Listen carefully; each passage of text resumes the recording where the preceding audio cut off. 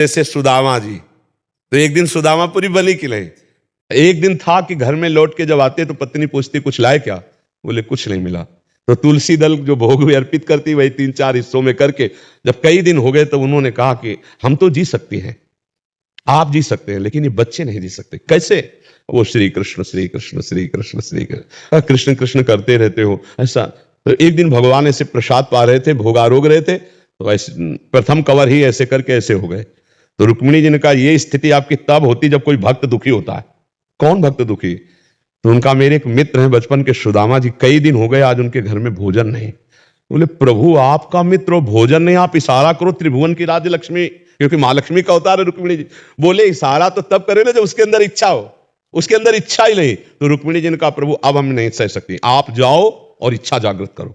तो उनका उसके हृदय में तो नहीं जागृत कर सकता। सुदामा इतना निष्काम भक्त है कि उसके हृदय में इच्छा जागृत नहीं कर सकता, उनकी पत्नी के हृदय में इच्छा जागृत कर सकता। तो भगवान एक भिक्षुक के रूप में गए, कहा भिक्षाम दे। तो अतिथि धर्म का ज्ञान रखने वाली सुदामा जी की पत्नी निकली और उन्होंने कहा कि मैं आपको भिक्षा नहीं दे सकती, क्योंकि मेरे यहाँ एक संतान हुई है जिससे मैं अपवित्र हूं। एक जनना सोच होता है, एक मरना सोच होता है। तो मेरे यहाँ जनना सोच है, मैं तुम्हें भिक्षा नहीं। तो बोले मैं 10 दिन बाद आ जाऊंगा। बोले फिर भी नहीं दे पाऊंगी। क्यों? क्योंकि ये जो हमारी अपवित्रता वो दूर होने वाली नहीं। बोले ऐसा क्या? बोले स्पष्ट बताऊं, दरिद्रता रूपी संतान को हमने जन्म दिया है। दरिद्रता अर्थात मेरे पास कुछ नहीं कि मैं आपको दे दूं। तो उन्होंने सुना है तुम्हारे पति द्वारिकाधीश के मित्र हैं, क्या तुम्हें पता नहीं है? कभी याद दिलाना, अगर एक बार द्वारिका चले गए तो निहाल हो जाएंगे स्वयं भगवान।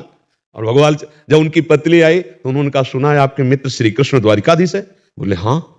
तो बोले आप जाओ ना, अगर वो आपकी ऐसी दशा देखेंगे ना तो कुछ ना कुछ तो व्यवस्था करें। बोले कभी नहीं जाऊंगा, व्यवस्था के लिए मैं कभी नहीं जा सकता। तो उनका मिलने तो जा सकते हो? बोले हम मिलने जा सकते हैं, पर समस्या है अपने मित्र से मिले या गुरु से मिले जाके, या अपनी कन्या के यहाँ जाए तो कुछ ना कुछ होना चाहिए। तो हमारे दोस्त के लिए कुछ, तो वहां क्या था, एक पड़ोसन के आ गई तो उसने चावल के पछोरने वाले जो आगे तंदुल होते टूटे हुए, हाँ वो दिए। तो वो भी फटे कपड़े में लेकर के भगवान के लिए भेंट। और द्वारिका, और हालत ये थी कि बिवाई पैरों में फटी हुई, फटा कपड़ा, और मित्र कौन है? द्वारिकाधीश। आप देख लो जरा कैसी धर्म की परीक्षा होती है। भगवान के कान में ये भी पड़ा कि सुदामा जी मिलने आए, तो ऐसे भागे कि पूछो मत। सबके होश उड़ गए कि ब्रह्मा जी और शंकर जी यहां आते हैं तो उनको भी इंतजार करना पड़ता है, लेकिन एक शब्द सुना सुदामा जी आए तो बावरे होकर भगवान भाग पड़े और ऐसे जाकर हृदय से लगे और रुक्मिणी जी के पलंग में आकर भगवान ने बैठा ला रुक्मिणी जी और आप स्वयं चरण धोए भगवान की। देखो भक्त के चरण, पग चापू और सेज बिछाऊं, नौकर बनूं हजाम, हाकू बैल बनो गडवारो, बिना तन का रथवान, यही तो मेरे मन में ठड़ी भगत मेरे मुकुटमणि। और भगवान कि अश्रु प्रवाहित हो रहे सुदामा जी की दशा देखकर। बार बार चेहरे की तरफ देखते हैं, बार बार चरणों की। सुदामा जी के अश्रु चल रहे हैं कि करुणा निधान अखिल कोटि ब्रह्मांड नायक, ये कौन सी लीला कर रहे हो। रुक्मिणी जी जल डाल रहे हैं, भगवान चरण पखार रहे हैं। 2-4 दिन आराम से रहे। सुदामा जी ने कहा प्रभु चले? बोले हाँ।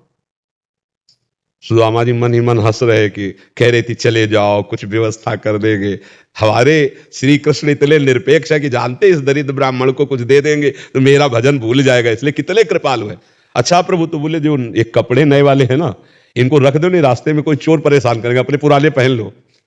सुदामा जी ने पहन लिया, बहुत कृपालु, उनको कोई निरपेक्ष है वो। भगवान ऐसे चल रहे लीला में, कहा इधर से चले जाना। सुदामा जी को लगा था कि 2-4 असरफियां होंगी तो 2-4-10 दिन के लिए अन्नादि, इधर से चले जाना, जाके आप इधर से मुड़ जाना तो जल्दी पहुंच जाएंगे। बोले प्रभु आपकी कृपा, बिल्कुल सहज में पहुंच जाएंगे। मतलब कुछ नहीं दिया, कुछ नहीं। भगवान ने सुदामा जी को तंदुल निकाल नहीं रहे थे, जबरदस्ती छील कर पाए और सुदामा जी को कुछ नहीं दिया प्रगट में।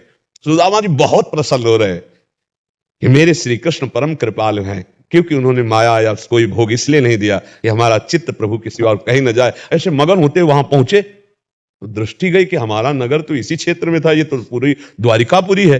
पूछा लोगों से तो बोले यहाँ एक हमारे सुदामा जी थे, उन्हीं की सुदामापुरी है।